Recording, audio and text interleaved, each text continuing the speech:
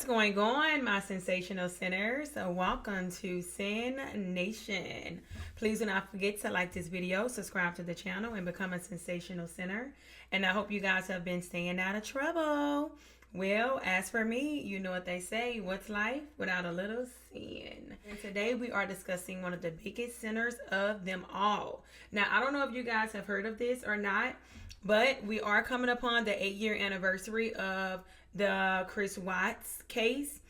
And rest in peace to Shanann, baby Nico, Cece, and Bella. Okay, so we're coming upon 8 years next month, and stuff is coming out the woodworks.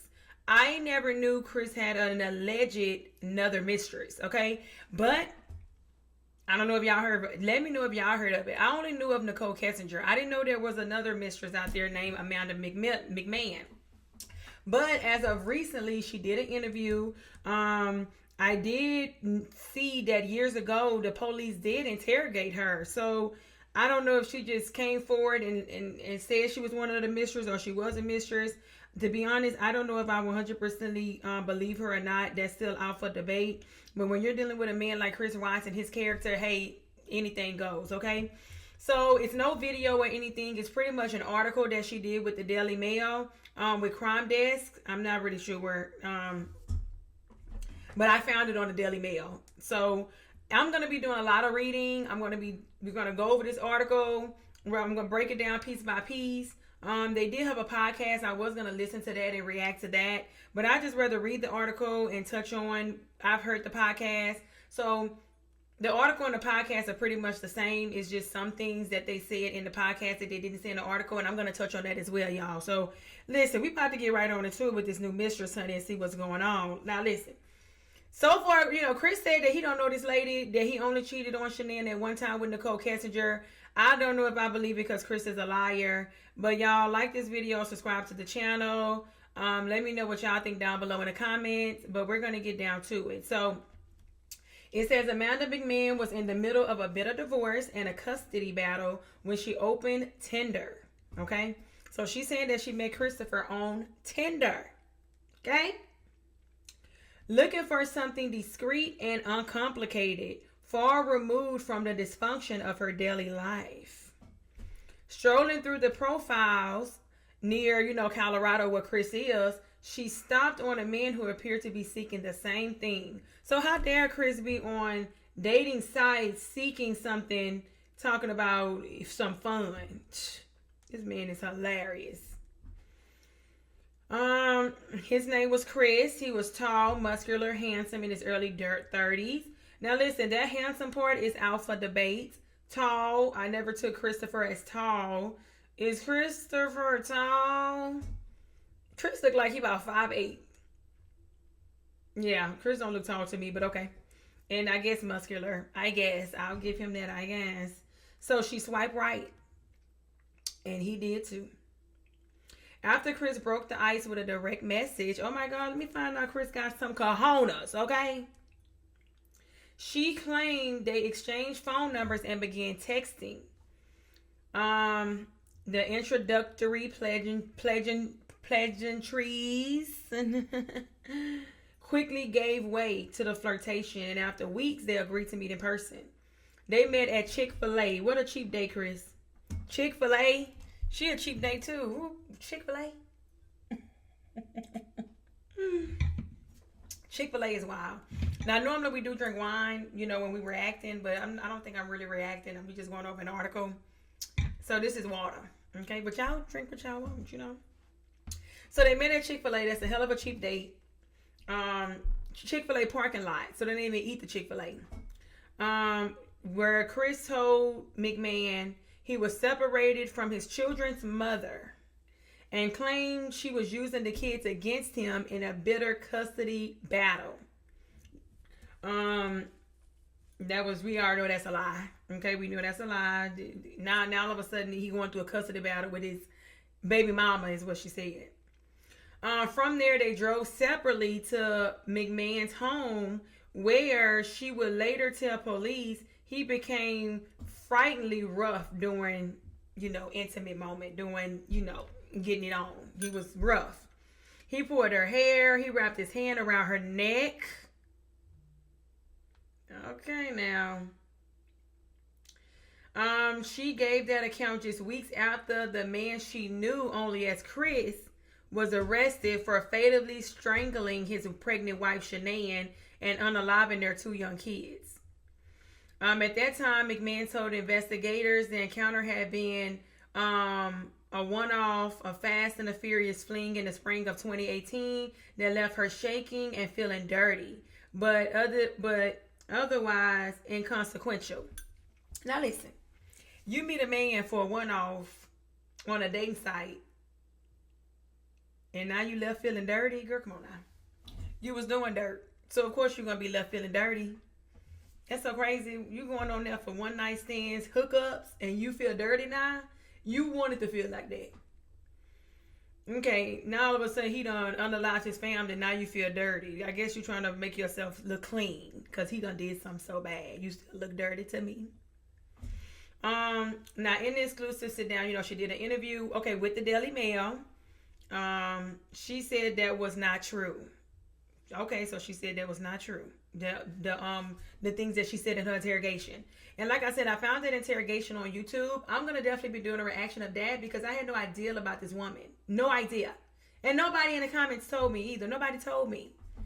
So speaking publicly in the detail for the first time, McMahon claimed she and Watts actually saw each other for months. Now, I'm not going to lie. If this is untrue, I'm not going to lie. It does add some excitement to the case, honey. So whether it's true or not, listen, hey, I'm seated. She said she and Chris actually saw each other for months in secret. It was a transactional relationship that began earlier than she previously disclosed. She said that it began around April or May of 2017. She explained that she concealed that extent of their relationship from the police because she was terrified of the truth getting out and that her ex would use it against her in a custody fight. Now, I'm not going to lie. Now, that part do sound true. And it makes sense because if you are in a custody fight with your ex and then all of a sudden you are a mistress to a man that just unalived his family, that shows that you don't know how to pick them and that them kids need to come be with me. So that sounds believable. She said, in quote, I was so fearful of having it blown up in my face. It had to do with substances. It had to do with reckless behavior, she told the Daily Mail. Disclosing that entire way up isn't something you want to put out in public when your ex-husband would load it into a gun and use it as ammo. Oh, absolutely. What initially drew her to Chris was, she said, the story he told her about his own life. Now, let's see what Chris said, honey. I know he victimized himself somewhere in it. He got to be the victim. He never referred to Shanann as his wife or his ex-wife. Instead, he called her his baby mama. Now, listen. I don't know. I can't say I really know Chris. Chris do seem like he got a little raunchy, ghetto, dirty side to him. I guess he said baby mama. That term is just ghetto. But I guess I can see Chris saying baby mama. I mean, I guess if he can unalive his family, he can definitely use the term baby mama, right? Of course. And he accuses her of withholding his children from him as they fought over the terms of their separation. A tale of domestic misery that closely mirrored her own. So, he was relatable. But we know Chris was lying. Him and Shanann was still married. I'm going through it, you guys. I'm not reading this word for word. We know there was no separation, no custody battle. The marital crisis Shanann would later describe in the anguish messages was just months away. So we did see Shanann was talking about Shanann messages, how the marriage was falling apart. But on Shanann's Facebook page, Watts was still smiling, through the family's beach days, birthday celebrations, publicly playing parts of the supportive father and devoted husband. When she first met Watts in person, she said he pulled up beside her to Chick-fil-A parking lot, rolled down the passenger window, and playfully told her to get in here, gesturing for her to climb in his truck. Chris is something else in his work truck cheating. I cannot. he looked a little different from his profile picture. I'm sure he did, baby. His hairline probably was, receding farther back, honey. She said she remembered thinking, but she didn't mind. Oh, that's some shade right there. She said she didn't. So when she say, but she didn't mind, that means he looked at worse in person than his profile picture. See, listen. I don't know where they get this. Chris is attractive and handsome. I don't see it. Okay. Then it said Watts was very forward, confident, and sure of himself. Nah, I don't see him being that. I don't know. I don't know. I always consider Chris a beta man. Put his head down. Walk around his house. Don't run it. But okay, she said he was confident, I guess. She said he was also sweet and perhaps overly so. So too sweet. Looking back on it, I could tell any kind of sweetness he had was very fake. Oh wow. So she said she can tell looking back, hindsight 2020, honey, that she felt like it was very fake. She said it was forced because he was able to turn the charm for anything he needed, but something about him was off. Thank you.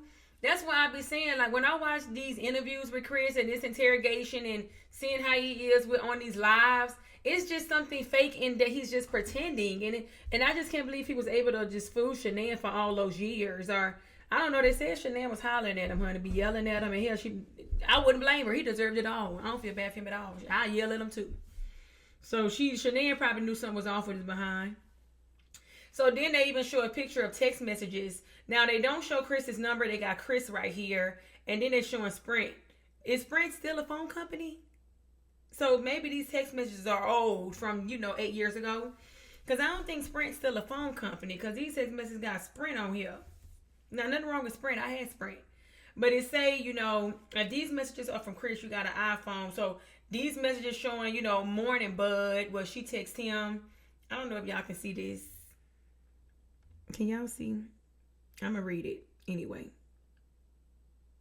I'm going to read it. But it says, morning, bud. She texting Chris. Such a pick-me. She texting him morning. He said, what's new, pretty lady? When can we eat tacos together? She said, that sounds like a plan. And then supposedly the person, supposed to be Chris Watts, this could get out of hand. I like it. Now, that was corny. And you know what? That do sound like him. Okay. Before long, McMahon invited Watts back to her nearby apartment so the pair could continue getting to know one another. Now, mind you, listening to the podcast, she did say, and I'm guessing from here too, that first encounter, they was intimate. So she talking about to get to know one another. You don't get no closer than that. But she said Chris spoke about his job as an off-field operator at Anadarko. He also divulged more information about his relationship with Shanann, confessing to money troubles, referring to his children's mother as a crazy bee, whose sole purpose in life appears to be to make him miserable. Good for her. Good. You deserve to be miserable, you piece of crap. So Chris, he letting everybody know about his money problems, honey. Now that sounds like him. Nicole knew about his money problems. She letting them know because Chris let them know that, the mistresses know that, to let them know, listen, don't look for no money because I ain't got it, okay? So I can see why he told the mistresses about his money problem because he like, listen, I ain't got no money, don't come look for it, my wife got it, okay? That's who got it. Chick-fil-A, meeting up, gift card, paying for dates, we get it. Still, they managed to salvage the mood and the pair decide to put on a movie. So, from her selection, Chris chose Shutter Island. Now, I never heard of Shutter Island before. They say Leonardo DiCaprio was in there. Ooh, I might watch it. I like me some Leonardo. Now, that's my little Scorpio brother. So, it's a thriller which a man unalives his wife after discovering she murdered the kids. Oh, my gosh. Now, this is too coincidental. Now, stuff like this make me feel like this ain't true and this woman making this up. I don't know. I got to go back to that interview. That she did with the police. Because that's too coincidental. Because my thing is, Chris seems like he's so calculated and smart. I feel like if he saw Shutter Island, he would have automatically came up with that plot himself, saying that Shanann unalived the kids and then he unalived her. But I feel like Chris didn't know nothing about that scenario till the detective told him. I don't know about that, but she said they watched Shutter Island. And my thing is, she don't need to be talking about he picked Shutter Island like it's some bad horrible thing. You got it in your collection, but okay. So in retrospect, the choice would prove chilling, and it does. Watts would later, so I'm gonna say Chris would later tell police a false version of the same story, claiming he strangled Shanann only after seeing her unalive their daughters. It was another lie that police quickly saw through. But at the time, McMahon said the movie was a little more than background noise as the nature of their encounter began to shift. What happened next, consensually, but took a turn that McMahon said left her unsettled. So suddenly, Watts became extremely rough and aggressive, putting his hand around her throat and choking her. Now listen, is this the first encounter? I don't know. Okay, we're going to say second encounter, honey. So he put his hand around her and, ooh, Lord, and choked her. This is a quote from her. He just had this animalistic fury come over him, she said. He just went into like a zone. He just didn't look the same in his eyes. Ooh, that's crazy. Wow.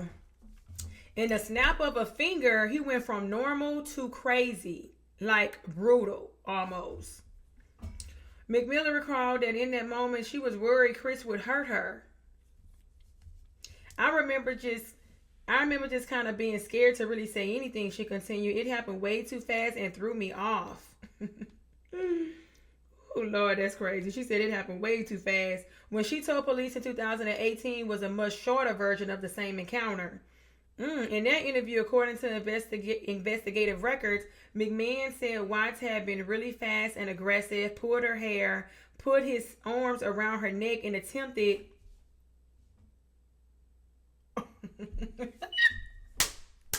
This is crazy. Okay, I'm not going to say this. I'm going to try my best to just... He attempted intimacy with her, the three-letter word, start with an X, rhymes with best, I guess. I don't know. But from the back. Okay? From what's supposed to go, what's not, you're not supposed to take stuff in, but it's supposed to go out. So, yeah, he was trying to have that kind of, ooh-wee. And you know what? Now, see, this is my thing. I need to see her interview. I need to know when it was and how public the Nicole Kessinger thing is, because in those text messages that Chris had with Nicole, they did discuss that kind of intimacy, where Nicole would sound like his 3-hole wonder. Okay, 3 holes, 1, 2, front, back. So that sound like Chris. He wanted that kind of encounter, So she said he pulled her hair, put his arms around her neck, and attempted to do, the back door. Why I just didn't say back door. She described the episode then as this word, it's a 4-letter word. It rhymes with grape, starts with aura. So a grape fantasy. And told detectives she had to push him off. Oh, Lord, honey. Now, I ain't gonna lie. This sounds like the Chris that would unalive his family. Honestly. And to be honest, the lady, I got a picture of her right there. She looks like a big version of Nicole Kessinger to me, honestly and truly. It is like that. She looked like she could go for Nicole Kessinger if Nicole Kessinger was, 50 pounds lighter, heavier, I guess. 50. So he liked brunettes. Now McMahon says that while the account was true, it was incomplete. What she failed to tell detectives was that the encounter was not isolated, that it happened far earlier than she said, and that Chris would continue drifting in and out of her life in the months that followed. Well, normally, you're dealing with a cheating husband, honey. They're going to drift in and out now. Nothing consistent about it. Between the late spring of 2017, early 2028, McMahon claimed she saw Watts a handful of times, and they were intimate, with him on at least 2 other occasions. Okay, McMahon alleged that Chris would also periodically contact her for access to her prescription opioids and claimed he expressed a desire to get messed up. Now, see, this is crazy. See, once again, I got to go back and watch this interview to see if Chris wanted medication from her, because that may explain it. Because Chris did say that he, where he got those opioids from when he drugged Shanann that night. He was trying to get rid of the pregnancy that night when he visited her, in North Carolina. He said he would never disclose where he got those opioids from. So he must have got it from her, because where he get them from. But let's see. So he was trying to get messed up. So she says, I had my own prescription that he would essentially beg for things out of. It seems he wanted to get away from something or numb himself. And honestly, I was trying to forget things too, so I understood where he was coming from. McMahon new claims about Watts seeking opioids from her now intersects with a separate allegation that emerged years after the murders. Wow. So that emerged years after the murders? Okay, I guess. I didn't know it emerged years after. I got to watch this interview. Chris reportedly claimed for prison that he drugged Shanann with oxycodone in an attempt to end her pregnancy in 2018, but the allegation has never been independently corroborated. Investigators also found a deleted, misspelled search for opioids 80 milligrams on Chris's phone, records showed. But the files do not establish when the search was made, why it was made, or who entered it. And the entry does not prove Shanann was ever drugged. Okay.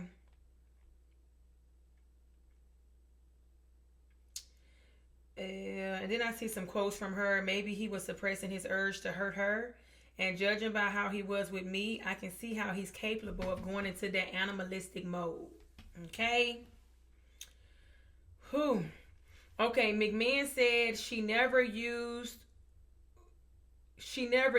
with Chris, nor saw him consume the pills she proclaimed she provided him. So they never used together. However, McMahon claimed Chris on at least one occasion asked if she had access to any uppers, such as Adderall, to which she insisted she didn't. So uppers, what do you mean by uppers? Like make you, I don't know, maybe uppers? I don't think Adderall do that. Or uppers so he can get up, move around, I guess. During their encounters and communication, Watts would repeatedly bash and badmouth Shanann, of course. Of course he did. He's always victimizing himself. He would always refer to her as an effing psycho. Who the psycho now? Who the psycho now? So he referred to her as a psycho and a gold digger. Really? You ain't got no gold to dig, Chris. You had no gold to dig. And then he would say the most awful things, talking her down, making her seem like a horrible, unstable person, saying he wishes she had worked, and complained that he had to support her. She said any shot you could take, he took it. He just did not like the poor lady. Wow. Can you imagine that? They say you be sleeping with the enemy. You have a partner that literally just hates your guts. And he's up here spewing to this woman. Can't stand Shanann. That's a mess. The majority of the sequence meetings are blurry to McMahon now, but she claims citing her frequent use of prescription opioids at the time. Okay, so pretty much her encounters with him is kind of like not 100% because she was on opioids. So I believe they said inside the podcast that she had an opioid addiction as well. I'm going to say allegedly, but that's what they say in the podcast when I listen to it. When they are apart, Watts would initiate flirty texts, she further claimed, and would occasionally request racy pictures. McMahon says she sent one non-nude selfie, but declined to send any more. Well, I guess. Gradually, though, McMahon says she grew tired of Chris, as well as listening to him complain about his marriage, fielding his alleged requests for opioids, and receiving texts from him at all hours of the night. Yeah, that's a married man for you, honey. Text you all hours of the night. Oh Lord, begging for drugs. That'll get on my nerves too. He ain't got no money. He begging for drugs. He complain about his marriage. Don't nobody, no woman want to hear no man complain all the time. And then you ain't gonna do nothing about it. This woman probably like, listen, at least I'm divorcing mine. God damn, leave. And it pissed me off too. So the relationship came to a natural end in March 2018. Okay, so this is the year where the unalivings happened. And I believe he met Nicole Kessinger in June. He started to have the affair. Or in May he started to talk to her. I believe it was June. Okay, so it came to an end in March when she changed her phone number and didn't bother to contact Chris to inform him that she changed it. When asked why she continued to entertain him, why she continued to entertain Chris after the frightening nature of their initial encounter, when she said he choked her, was aggressive, she said that due to the ongoing turmoil in her personal life, she was locked in a self-destruction spiral. And then she also said it into the podcast, she wasn't seeing her kids, she was on opioids, things like that. So, and then they have a quote from her. She said, I was just pure reckless. She said it was just pure recklessness on my part, she admitted. I wasn't able to see my kids at the time. I was just looking to numb that area of my life just to feel anything. So my thing is, she say she didn't tell, about the nature of the relationship, the term and all of that, because she didn't want her ex to use it in her custody battle, but you can't see the kids no way. So, okay. Looking back, there were clear warning signs that Chris was not all what he seemed. McMahon said that when they were together, his phone would often ring or buzz, which he erased to silence it or conceal it. She now believes a notification was coming from Shanann. Well, yeah, his mama say, Chris would run, not walk when he came to Shanann. But that's crazy. So as a cheat man, he just hurrying up and running in silence. That is too funny. I can see him doing that. That is too funny. It's like a child scared of his mother, the way he tried to paint the pictures. McMahon once glanced over at his phone, noticing the background was a photo of his two daughters, though he rarely spoke about the girls and never shared their name. He appeared normal, but there was something not right about him. I can believe that. Chris does text me as very weird. Very weird. It would be months before McMahon would see Watts' face again. McMahon immediately recognized her former lover when strolling through Facebook in August 2028, stunned as she watched him plead with local news cameras for information about his missing family. Despite playing the concerned husband for the cameras, Watts knew exactly where his family was all along. Right. Bellafor, Celeste, the kids were found. We already know the story about the tanks. I'm going to just skip over that. Watts was arrested 2 days later. We already know he was arrested. He unalived the kids. Such a monster. We know he was sentenced to life. Prosecutors said Watts unalived his family after beginning an affair with the co-worker Nicole weeks earlier, with whom he had imagined starting a new life with. McMahon said she felt sick when she realized that virtually nothing Watts had told her was the truth. So he pretty much lied to her. Within days, she was interviewed by the police after she posted on Facebook about meeting Watts on Tinder. And her post was forwarded to the Frederick Police Department. Okay? Now, I don't know why people do that. If you see this man on the news looking for his family, and it may be a possible, case where he unalived his family, why would you go to Facebook? Go to the news. I hate when they do that. Like, girl, go to the news and stop playing, going to Facebook and doing all that. Hate when people do that. During questioning, she told detectives she was 99.9% sure that the man she met was Chris, but she wouldn't be certain enough to testify against him in court. Now that's crazy. You just dealt with him like a year ago or less, and you're not certain to testify. You're not certain enough to testify in court. See, now this right here make me believe that she lying, because why are you not certain enough to testify in court? Okay, so I don't know. That makes me feel like she's lying. She's not certain to testify on a stand, so I don't know about that. So today she claimed she was being honest. Um, McMahon said she said she was always completely certain of Watts' identity, but okay, so she claimed she wasn't being honest. What exactly? I just said the same thing. It's like, girl, you just seen this man a year ago. You were certain if it happened. So now she says today she wasn't being honest. She said she was always completely certain of Chris's identity, but didn't want to be publicly linked to him or the unalivings more than she already had been. Now, okay, my thing is, okay. Now, see, that's the part that don't make sense. You didn't want to be linked to the unalivings, but you posted that on Facebook. What was your point? It's like you wanted the attention. You wanted the attention, but then you didn't want to be linked more than you was. Girl, you wanted the attention. See, this one made me feel like she lying.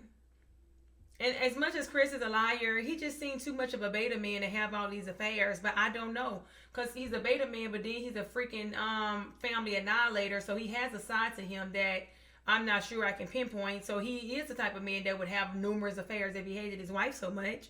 So I don't know. The Daily Mail found McMahon after pouring through thousands of discovery documents and police files. So she's in there. She's in discovery. McMahon initially agreed to provide text messages between her and Chris, which she claimed had recently been removed from her iCloud. Okay, see, now we ain't got no messages now. Come on now. Okay. However, she later declined to turn them over, citing their explicit and compromising nature and concerns that her children might one day see them. Okay, see, I ain't got time for this. Okay. So she ain't provide no messages.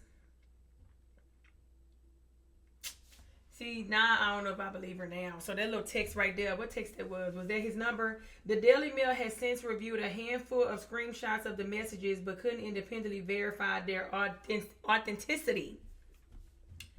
Watts would deny ever meeting with McMahon in an interview with police, insisting his only extramarital affair had been with Kessinger. McMahon says she was unsurprised by Watts' denial and insists that everything out of his mouth is a lie in some form. It's unclear whether investigators viewed McMahon as a viable witness. A request seeking comment on the matter has not been yet returned, so they haven't said nothing about it. Police records show other claims about Watts' alleged secret, SCX life surfaced after the murders, including suggestions of additional affairs, though investigators did not, I don't know what that word say. They ain't true. They weren't able to prove it. McMahon has spent the last few years traumatized by her association with Watts and claimed that glares are frequently thrown her way by passing strangers in the streets, and hurtful messages are sent to her online. She now lives 30 miles from the Watts home. Now, this is the stupidest thing ever. So this lady says she's traumatized by her association with the case, but then she comes to do an interview today when everything's dying down. You come almost at the 8-year anniversary, and then you let the people know you live 30 minutes away from the family home. Okay. Now, I don't know if I believe this lady, because this sounds like she wants too much attention. If these people are staring at you and you traumatized by your association, why you don't let the dead dog lie, as they say? Why not just move on with your life? But now you coming out the woodworks. This woman might be a little attention seeker, honey. Troubling her father, she said, are the what-ifs of her initial aggressive encounter with Watts. McMahon revealed the memory has become more troubling with time because Shanann was, fatally strangled, leaving her to wonder how close Watts' alleged violence towards her came to something worse.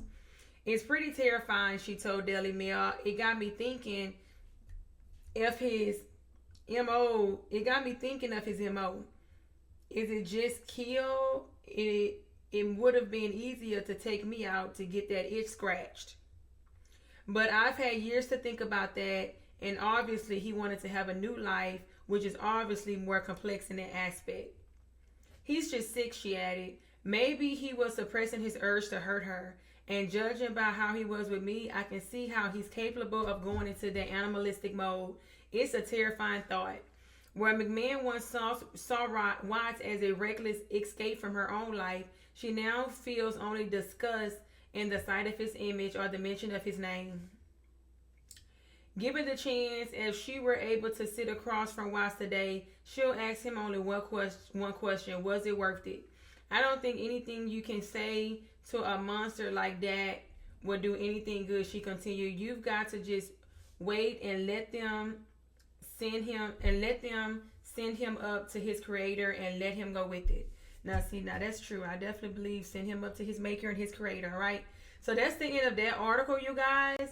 But I did listen to the podcast, and I do have something to add to that, which I don't know if y'all let me know if y'all think this is true or not. I think this is crazy. It's just a lot going on. So, okay, so they're pretty much saying, because it was no trial, a lot of things could not come out. So, she could very well be one of the mistresses, but it was no trial, but her information was in discovery, which that does not mean that she was not lying, that she was lying or she wasn't. But my thing is, I don't know.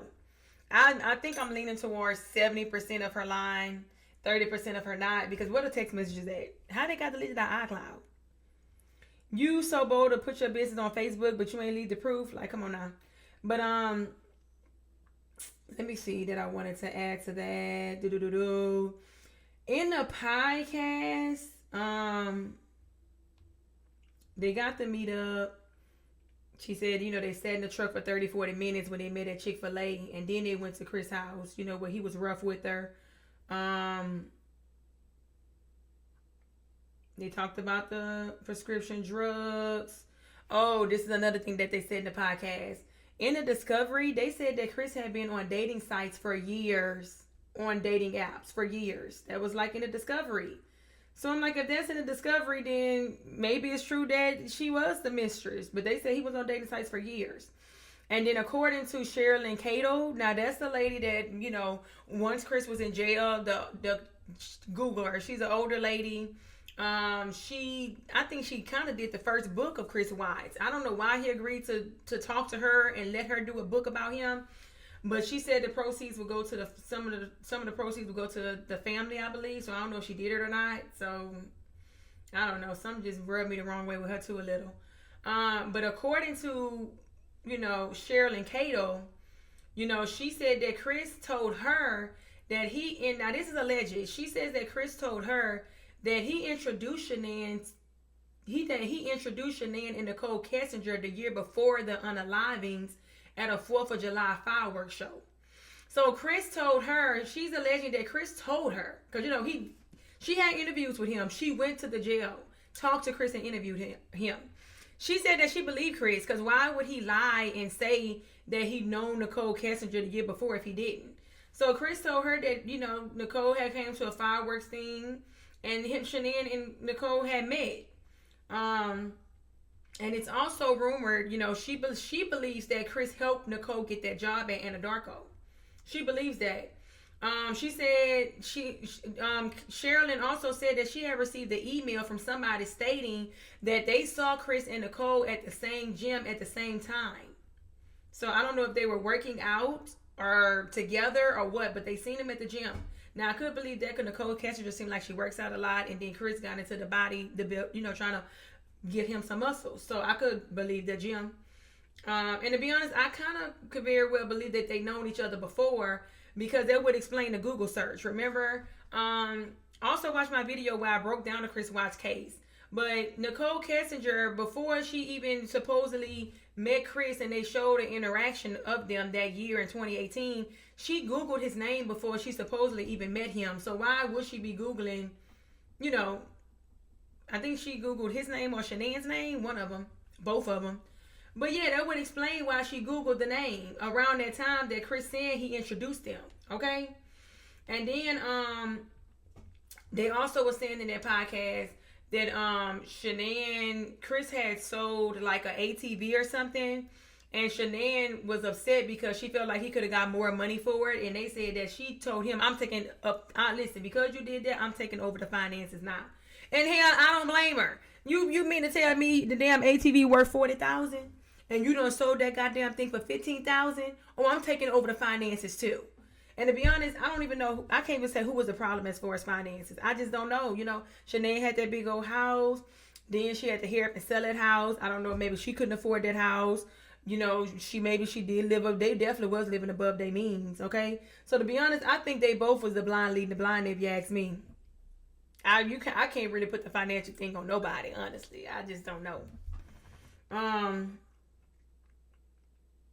But I think that's pretty much it. I just think that was kind of crazy that, you know, that it's claims that Chris knew Nicole Kessinger before, which that would kind of explain too. It would kind of make more sense of why their relationship. Because why would you fall in love with this woman in 6 weeks and then say I'm gonna unalive my family for her? That just don't make sense unless you knew this woman before the 6 weeks. You know, then why would she be searching? Now they say that there was an error. She wasn't searching Chris and Shanine's name the year before, but now, by, you know, the latest saying this, then I don't know. But y'all let me know what y'all think. I'm like, listen, that's an update for baby's about to be the 8-year anniversary, and that's one hell of an update. I hope y'all like this video. Subscribe to the channel, you guys. Let me know y'all thoughts. Do you believe Amanda? Do you believe that she was a second mistress, or do you believe she's just making it all up? Do you believe that Chris only cheated with Nicole Kessinger? Please let me know. If y'all want to see me cover any more of the content, leave that down below in the comments, or you can contact me. My contact information is in the description, you guys. Please stay out of trouble, and don't forget, pour me some wine. I'm watching True Crime. Bye, y'all.